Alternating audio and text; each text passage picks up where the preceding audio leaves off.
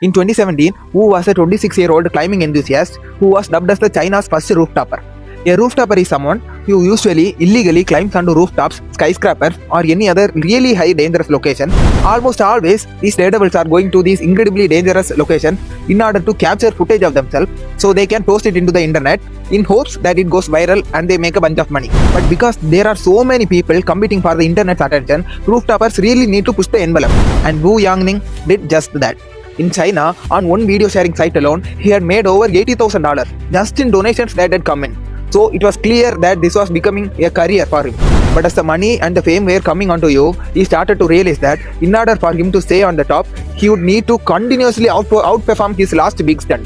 In early November of that year, he heard about a competition that was offering $15,000 to its winner. This competition served as the motivation for Wu to finally attempt his craziest stunt yet. And so on November 8, Wu traveled to the Huan International Center in central China. This massive 62-story skyscraper would be the tallest building Wu had ever performed a stunt on. The public was only able to get up to the 44th floor, and so Wu had to take the elevator up to somewhere between the 40th and 44th floor, at which point he climbed out of the window and he climbed all the way up to the top. Once he got up to the rooftop, he set up his tripod and his camera and he turned on his live stream. And the live stream viewers that tuned in would see Wu sitting on the edge of the skyscraper. And he is meticulously wiping out the edge of the building in the area he will be grabbing onto to perform his stunt, which was going to be his trademark pull-ups. And so after several minutes of Wu cleaning this ledge, he begins to lower himself where his arm would still tucked up over the edge. So he's not hanging, he got his arms kind of anchored on the top. He's like testing the edge of the slip. He kind of feels around and he can tell that it's not gonna be a good grip. It's not good enough for him to go down to a full extension. So he pulls himself back up to wiping down the edge. And finally, he gets himself ready and lowers himself onto his arms and lets his legs drop over the edge. And from the edge of the building, he goes to full extension.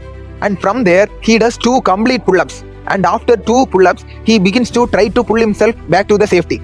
But now, he is fatigued and he can't quite get himself up over the edge. He starts to use his feet to try to use the glass to push himself back up, but he can't get a grip.